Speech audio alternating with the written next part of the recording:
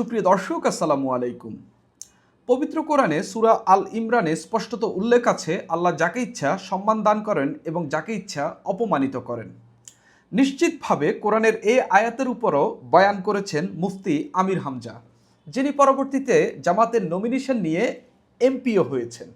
কিন্তু আমরা দেখতে পাচ্ছি এমপি হওয়ার পর প্রতিনিয়তই অপমানিত হচ্ছেন এই মুফতি। এবং সর্বশেষ তিনি কুষ্টিয়া সরকারি কলেজে অবরুদ্ধ হয়েছেন, এবং অবরুদ্ধটা এমন ন্যাক্কারজনকভাবে হয়েছেন যেটা আসলে খুবই অপমানমূলক। এবং মুফতি আমির হামজাকে কেন কুষ্টিয়া সরকারি কলেজে অবরুদ্ধ করা হলো, এর পেছনে কি এমন ঘটনা ঘটেছে সেটা নিয়ে আলাপ করব। এখানে মুফতি আমির হামজার দায় কতটুকু সেটা নিয়েও আলাপ করব। এই যে মানুষকে অবরুদ্ধ করা বা কোনো এমপিকে অবরুদ্ধ করা, এর আগে জামাতের একজন এমপিকে অবরুদ্ধ করা হয়েছে, আমি এগুলোর বিপক্ষে। এগুলোকে স্পষ্টত মব হিসাবে আমি চিহ্নিত করি। কিন্তু এই কুষ্টিয়া সরকারি কলেজে যে আমির হামজাকে অবরুদ্ধ করা হয়েছে, সেখানে স্পষ্টত তার দোষটাই বেশি। দোষটা তিনি এমনভাবে করেছেন, তিনি নিজেকে ওই যে বলেছিলেন তিনি কুষ্টিয়ার সর্ব উপরের মানুষ এবং কুষ্টিয়া তার চেয়ে বড় আর কেউ নেই, এই কথা যে তিনি বলেছেন তার একটা ইমপ্লিমেন্টেশন করতে গিয়েই তিনি আসলে ধরাটা খেয়েছেন এবং তিনি অবরুদ্ধ হয়েছেন। তিনি কুষ্টিয়া সরকারি কলেজে গেলেন একটি ফুটবল টুর্নামেন্টের উদ্বোধন করতে। সেখানে গিয়ে দেখলেন একটা মানববন্ধন হচ্ছে, তিনি ওই মানববন্ধনকে কোনো পাত্তাই দিচ্ছেন না। মানববন্ধনটা হচ্ছিল একটা যৌক্তিক কারণে। যৌক্তিক কারণটা কি, কলেজের সামনে বেশ কিছু গাছ লাগানো হয়েছে, সেই গাছগুলো কেটে ফেলা হয়েছে। কলেজের শিক্ষার্থীরাই এই গাছ কাটার প্রতিবাদে মানববন্ধন করছেন। তা আমির হামজা যখন দেখলেন এই যে শিক্ষার্থীরা মানববন্ধন করছেন এবং তাকে ঘিরে যখন তিনি আসলে এটাকে তোয়াক্কা করলেন না, মানববন্ধনটাকে খুব একটা প্রায়োরিটি দেননি এবং তিনি এসে স্টেজে এসে বক্তব্য দিচ্ছেন, মঞ্চে এসে বক্তব্য দিচ্ছেন, তখন শিক্ষার্থীরা ভুয়া ভুয়া স্লোগান দিলেন। এই ভুয়া ভুয়া স্লোগান শুনে তিনি উত্তেজিত হয়ে গেলেন। উত্তেজিত হয়ে তিনি শিক্ষার্থীদেরকে উদ্দেশ্য করে বললেন, আমি সবার ছবি তুলে রাখবো এবং সবার তালিকা তৈরি করব। এখানেই খেপে গেলেন শিক্ষার্থীরা। তারা স্পষ্টত এটাকে আওয়ামী লীগের এমপিদের মতো আচরণ হিসাবে চিহ্নিত করেছে। তখন তারা তাকে ঘিরে ধরে এবং এক পর্যায়ে ওই কলেজের অধ্যক্ষ তাকে ভেতরে নিয়ে গেলে শিক্ষার্থীরা তাকেই সেখানে অবরুদ্ধ করেন। শেষ পর্যন্ত পুলিশ এসে তাকে উদ্ধার করে এবং শিক্ষার্থীরা তাকে যখন নিয়ে যাওয়া হচ্ছিল তখনও ভুয়া ভুয়া বলে স্লোগান দেন। শিক্ষার্থীদের স্পষ্টত দাবি যে আমির হামজা তাদেরকে কটাক্ষ করেছেন এবং তাদেরকে বলেছেন যে তাদের তালিকা করা হচ্ছে। আমির হামজা ওইখানে তাদের তালিকা করার কে? এই যে একজন লোক এমপি হয়ে যাওয়ার পর তার দেমাগ বা তার যে নিজে কত বড় উপরে উঠে মানুষকে যে দেখছে, যেই লোকটা 1,80,000-এর বেশি ভোট পেয়েছে, সে তো কুষ্টিয়া 3 আসনের সবার এমপি। কিন্তু আমরা দেখতে পেলাম তিনি সমানে সেখানে একটা বিভাজনের রাজনীতি করছেন। এবং ওই শিক্ষার্থীরা, ধরলাম সেখানে ছাত্রদল ছিল, ধরলাম এখানে তার আরও বিরোধীরা ছিল, তারা স্লোগান দিয়েছে, তারা তো একটা যৌক্তিক কারণে মানববন্ধন করছেন। সেখানে আপনি শিক্ষার্থীদেরকে কেন স্পষ্টত তাদেরকে উদ্দেশ্য করে বললেন ছবি তুলে রাখছি, তাদের তালিকা করছি? একজন এমপি এটা কি বলতে পারেন সচরাচর? এটা কি আইনের লঙ্ঘন নয়?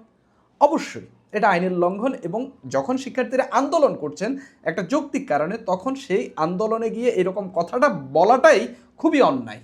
যেমনটা আমরা দেখেছি কোটা আন্দোলনের সময়, যেটা পরবর্তীতে সরকার পতনের আন্দোলনের রূপ নেয়, গণ অভ্যুত্থানের রূপ নেয়, সে সময় শেখ হাসিনা এবং আওয়ামী লীগের কিছু নেতাদের বক্তব্যের কারণে সেই আন্দোলনটা কিভাবে দাবানোর মতো ছড়িয়েছে।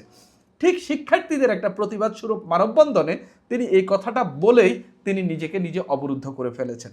যদিও আমি এই অবরুদ্ধ করার বিরোধিতা করি, কিন্তু তিনি আসলে তাদেরকে তালিকা করার হুমকি দিয়ে, তাদের ফটো তুলে রাখার হুমকি দিয়ে তিনি আসলে নিজের ক্ষমতাটা জাহির করার চেষ্টা করেছেন এবং শিক্ষার্থীরাও সেখানে তাকে দেখিয়ে দিলেন যে তাদেরও ক্ষমতা কী।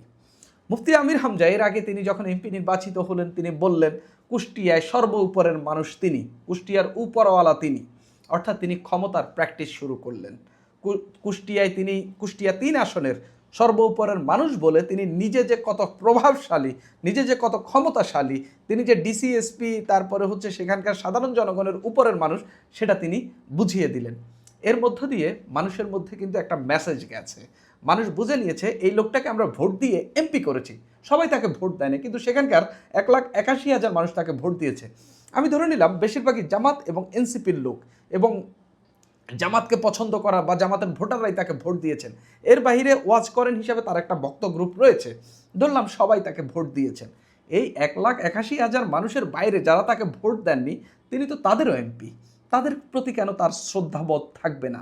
এবং তিনি এই যে শিক্ষার্থীদেরকে এইভাবে কটাক্ষ করে কথা বলা, তাদের তালিকা তৈরি করার হুমকি দেওয়া এবং কুষ্টিয়ায় সর্বোপরের লোক হিসেবে নিজেকে চিহ্নিত করে যে বক্তব্য দেওয়া, এগুলো মানুষের মধ্যে এক ধরনের বিরূপ প্রতিক্রিয়া তার প্রতি তৈরি করেছে।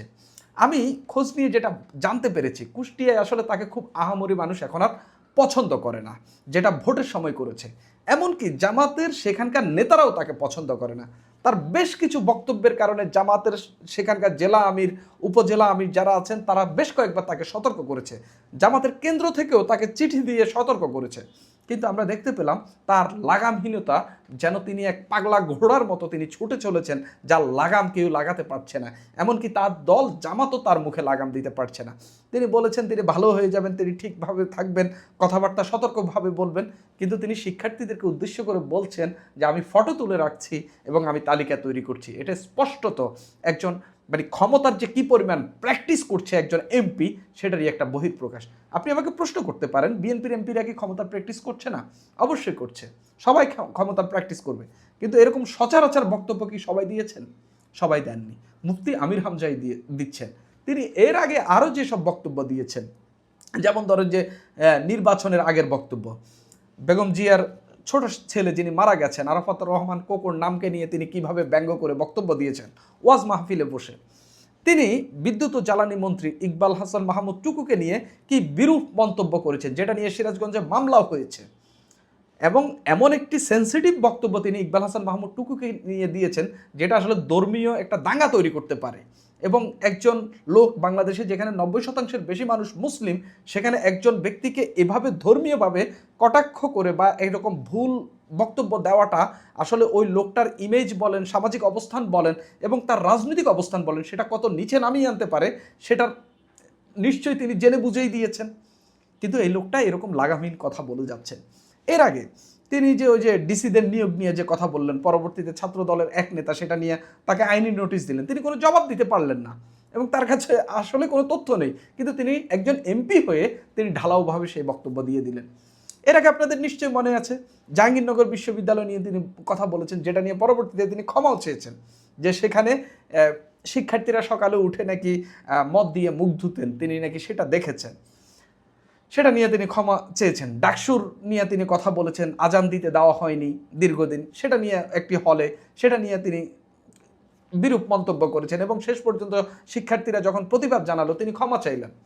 তো এখন দেখা যাচ্ছে আমির হামজার যে কর্মকাণ্ড, একজন ব্যক্তি ওয়াজ করেন, লাখ টাকার নিচে কোনো ওয়াজ মাহফিলে যান না, তার ফি কিন্তু অনেক বেশি, সেরকম একটি লোক যিনি আবার সংসদে বসে বক্তব্য দেন এবং 300 এমপির একজন এমপি, সেই লোকটি এরকম লাগামহীনভাবে বক্তব্য দেন, যেটা আসলে সমাজে একটা বিরূপ প্রতিক্রিয়া তৈরি করে, যেটা আসলে অন্যজনের কে এমনভাবে তিনি কটাক্ষ করেন, যেটা তার সামাজিক অবস্থান, রাজনৈতিক অবস্থান, ধর্মীয় অবস্থান তাকে অনেকে নিচে নামিয়ে আনতে, তার এই কথাগুলো অনেক রেটরিক হিসাবে কাজ করে বা একটা পলিটিক্যাল কথা হিসাবে, কিন্তু তিনি আসলে পলিটিক্যাল রেটরিকও মানছেন না, তিনি এর বাইরে গিয়ে, এর ঊর্ধ্বে গিয়ে এমন অশালীন বক্তব্য দিচ্ছেন যেটা আসলে খুবই ভয়াবহ আকার ধারণ করছে।